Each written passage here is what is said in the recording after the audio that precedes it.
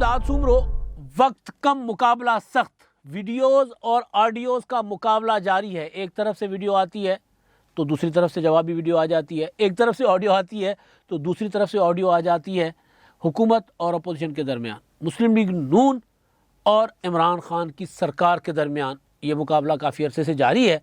और इमरान खान साहब ने तो इसके लिए पूरी की पूरी कंपनियां हायर की हुई थी, प्रोपेगेंडा के लिए भी, और पूरे के पूरे टीवी चैनल हायर किए हुए थे इस तरह की ऑडियोज़ और वीडियोज़ के ज़रिए अपने मामलात सीधे रखने के लिए। तो अब एक नई ऑडियो मार्केट की गई है और ये है परवेज़ रशीद साहब और मरीम नवाज़ साहबा की, और एक ऐसे चैनल के मुतालिक है जिस चैनल के लिए ये कहा जाता है कि वो प्रो मुस्लिम लीग नून है, वो मुस्लिम लीग नून का हामी है। जियो के मुतालिक, जियो के एक प्रोग्राम के मुतालिक वो ऑडियो है, और उसमें मरीम नवाज़ साहबा और परवेज़ रशीद साहब जो हैं उनका एक प्रोग्राम है रिपोर्ट कार्ड, उसके मुतालिक डिस्कस करते हैं, उनके शुरा के मुतालिक, उनके कंडक्ट के मुतालिक, और ये आपस में डिस्कस करते हैं कि कौन मुस्लिम लीग नून पर ज़्यादा तनकीद करता है, कौन अखलाकियात के दायरे से बाहर जाता है, कौन बकवास करता है और कौन भौंकता है, इस तरह के अल्फाज हैं, और कौन जो है वो लगी लिपटी रख कर यूँ ज़रा कभी कभी मुस्लिम लीग नून को साइड पे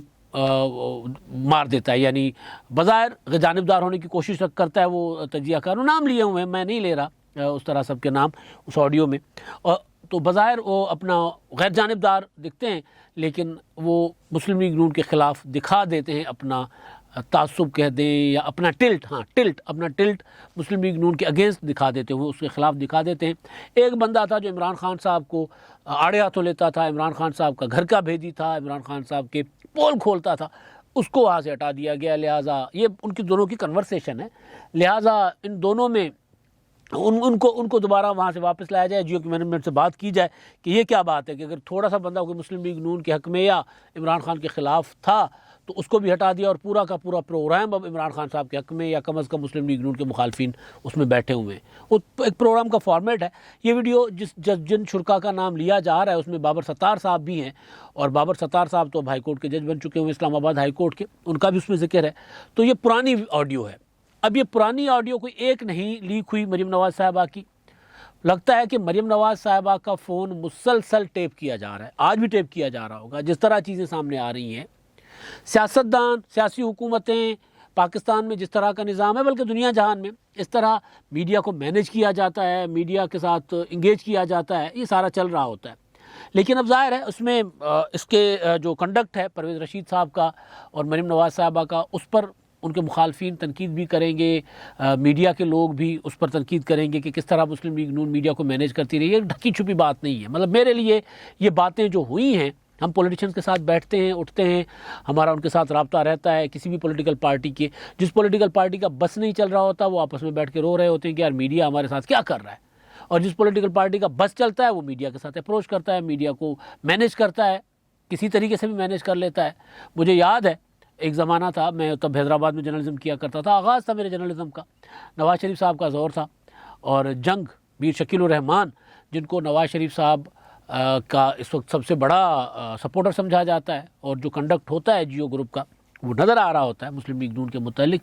बल्कि कई बार मैंने ये देखा कि जी मुस्लिम लीग नून के छोटे लीडर की प्रेस कॉन्फ्रेंस वो पौना घंटा चल रही होती है, उसके मुकाबले में अगर किसी और पार्टी की टॉप लीडरशिप की प्रेस कॉन्फ्रेंस है तो वो उसके पीछे दब जाती है, वो नहीं चलाई जाती। मुस्लिम लीग नून का एक प्रोपेगेंडा प्रॉपर ये ग्रुप कर रहा होता है। और लेकिन एक वक्त ये था कि नवाज़ शरीफ साहब और इनकी लड़ाई जो थी वो उरूज पर थी, और यहाँ तक कि वो जंग अखबार एक सफ़े पर आ गया था, इश्तिहार बंद थे और उनको बंद करवाने पे तुले हुए थे। फिर मतलब बड़े किस्से हैं उसमें। बेगम कुलसूम नवाज़ साहब अभी बीच में आई थी, उन्होंने भी मियाँ साहब को समझाया था। तो एक तारीख़ है हमारी पॉलिटिकल पार्टीज़ की, और ख़ास तौर पर मुस्लिम लीग नून की मीडिया के साथ उनकी एक तारीख़ है, और साथ साथ वक्त के साथ साथ बंदा सीखता भी आ रहा है। लेकिन ये वाली जो ऑडियो है, ये ऑडियो है एक इस ऑडियो पर मैं बाद में आता हूँ। पहले यह कि ये ऑडियोज़ आ कहाँ से रही हैं, सबसे इम्पोर्टेंट सवाल है ना। मरीम नवाज़ साहबा की ये तीसरी ऑडियो है। एक तो छोटा सा क्लिप था, एक थोड़ी सी डिटेल्ड थी उससे पहले वाली, अब ये तीसरी है, ज़्यादा डिटेल्ड है। पहले वाली में वो मीडिया को मैनेज करने की बात हो रही, इसी तरह मैंने उससे बात कर लिया, उनसे बात कर लिया, उनको भी कह दिया अब उनको भी देखे मैं उनके साथ क्या करती हूँ। दूसरी वाली में देखा मैंने कैसे उनके साथ उनको कैसे सीधा किया, इस तरह की। अब ये तीसरी आई है डिटेल्ड, जो मैंने बता दी है। अब ये जो सीक्वेंस है आप उस पर अगर फोकस रखेंगे तो समझ आ जाएगा कि ये ऑडियोज़ कौन रिकॉर्ड कर रहा है और कहाँ से आ रही हैं। एक अरशद मलिक साहब की वीडियो आई थी। अरशद मलिक साहब की वीडियो के बाद कहा गया था कि जी हमारे पास भी बहुत कुछ है, फिर हम भी अरशद मलिक की एक वीडियो वो थी जिसकी वीडियो की बुनियाद पर अरशद मलिक से फ़ैसला लिया गया, जो वो खुद कह रहे थे अपनी दूसरी वीडियो में जो नासिर भट्ट साहब ने बनाई थी। तो उसके बाद फिर कहा गया कि जी हमारे पास भी बहुत कुछ है, अगर आप ऐसा करेंगे तो हम भी चुप नहीं रहेंगे।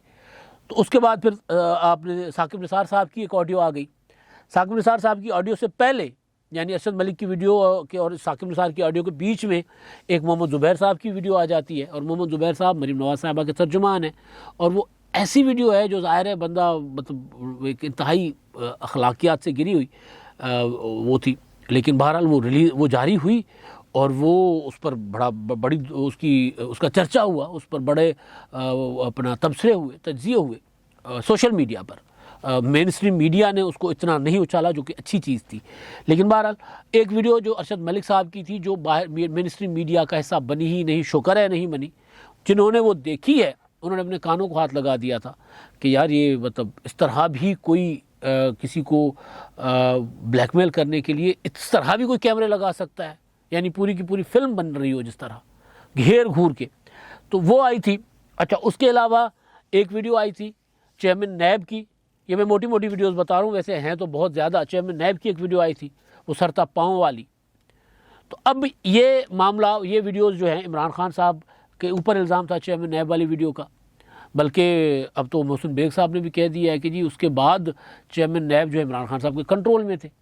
मोहसिन बेग इमरान साहब के दोस्त हैं, उन्होंने कहा वो वीडियो जब आई, मैं नहीं कहता कि कहाँ से आई, लेकिन उसके बाद चेयरमैन नैब के वो डंग शंग निकल गए थे और वो इमरान खान साहब के पूरे कंट्रोल में थे। वो वो अलादीन का चिराग बेसिकली वो वीडियो सामने हुई ना, फिर वो जो अलादीन के का जिन थे वो इमरान खान साहब अलादीन बन गए और चिराग के जिन बन गए वो अपना क्या कहते हैं वो चेयरमैन नैब साहब। और इमरान खान साहब रगड़ कर जो कहते थे चेयरमैन नैब वो करते थे। इमरान खान साहब ने कहा ना मैं जाकर एयर कंडीशन निकलवाता हूँ, मैं देखता हूँ।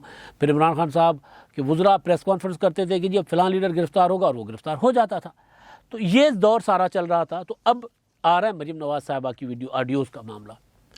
अब मरीम नवाज़ साहिबा की जो ऑडियोज़ हैं, इस हुकूमत, इस मुल्क में एक चीज़ जो मतलब सिविलियन हमारी जो लीडरशिप है, उनको बग करना, उनके रिकॉर्डिंग करना, उनको उनकी प्राइवेसी में घुसना, ये हमारे यहाँ कोई मतलब बड़ी चीज़, ये मायूब चीज़ नहीं समझी जाती। और फिर बड़ा फ़ख्रिया कहा जाता है कि जी ये इनको हम इसलिए रिकॉर्ड करते हैं कि इनकी जो करतूत ठीक नहीं होते, यानी मुल्क दुश्मनी तक के इल्ज़ाम लगाए जाते हैं। तो बहरहाल अब ये मामला मेरा ख्याल है कि वज़ीर आज़म हाउस की तरफ से आ रहा है, जो पहले रिकॉर्ड किया करते थे। मोहतरमा बेनज़ीर भुट्टो शहीद अगर किसी से कोई राजदारी की बात करती थी, कोई ऐसी बात जिस बात का उनको पॉलिटिकल नुकसान हो सकता था, जिस बात के लिए उनके ख़िलाफ़ कोई साजिशें या साजिशों का तोड़ वो डिस्कस करती थी, तो वो कहते हैं कि अपने कमरे में बैठे टीवी की आवाज़ ऊँची कर देती थी जहाँ बैठी होती थी, या फिर वो अपना जो वज़ीर आज़म हाउस का या अपने घर का जो पार्क होता था उसमें जाकर चहल कर घूम फिर के बात करती थी, ताकि कोई बात रिकॉर्ड प्रॉपर ना हो सके। और फ़ोन पर बहुत मोहतात, खाने पीने में बहुत मोहतात, कि कोई किसी भी चीज़ को फ़ोटोशॉप, आज भी है तब भी था, फ़ोटोशॉप करते थे जी चीज़, तो वो बहुत मोहतात हुआ करती थी। तो सियासतदानों को बहरहाल मोहतात होना चाहिए। अब ये जो ऑडियो है, इस ऑडियो में हो क्या रहा है? हो ये रहा है कि एक पॉलिटिकल पार्टी, उसके ख़िलाफ़ एक टीवी चैनल पे लोग प्लांट किए जाते हैं। अब हम प्लांटेड लोग होते हैं ना, रियल जर्नल, असल जर्नलिस्ट तो नहीं है ना एक आध दे के सिवा। तो वो आपस में रो रहे हैं कि जी यार अब फ़लाँ साहब हैं, वो हमें गालियाँ निकालते हैं, फ़लाँ साहब बकवास करते हैं, फ़लाँ साहब ऐसे हैं, फ़लाँ साहब वैसे। आप देख लें ये जो 2014 के धरनों के दौरान क्या हो रहा था। हमने यहाँ तक सुना कि जी नवाज़ शरीफ साहब तो इंडिया एजेंट है, रॉक एजेंट है, यहाँ तक की बातें टीवी टॉक शोज़ में बैठकर की गई। बल्कि अब आपने सुन ही लिया होगा उनका हसन निसार साहब का, उस दिन तो मैंने नाम नहीं लिया था, अब वो ज़्यादा ही बदनाम हो गए तो चले नाम हम भी ले लेते हैं। आपने सुन लिया कि वो क्या टीवी चैनल पे बैठकर कह रहे थे, जो जमहूरियत का नाम ले उनको फायरिंग स्क्वाड पर खड़ा कर दें। अब इस तरह के लोग बिठाकर टीवी पर पॉलिटिकल लीडरशिप को बदनाम किया जाता, उनके खिलाफ गालम गलोच करवाई जाती, तो फिर ज़ाहिर है बंदा इस तरह की फ़ोन कॉल्स तो होंगी। लेकिन सवाल ये है कि ये रिकॉर्ड कौन कर रहा है? पहले तो मीडिया को इस तरह कंट्रोल करना, मैनेज करना कोई अच्छी चीज़ नहीं है। और मुस्लिम लीग नून का इस मामले में कोई रिकॉर्ड अच्छा नहीं है। ये कोई कह दे कि मुस्लिम लीग नून बहुत ही, मुझे एक वाक़या याद है। वाक़या कुछ यूँ था कि मुस्लिम लीग नून की पंजाब में हुकूमत बन चुकी हुई थी ये वाक़या है 2007 के 8 के बाद, इलेक्शन के बाद का।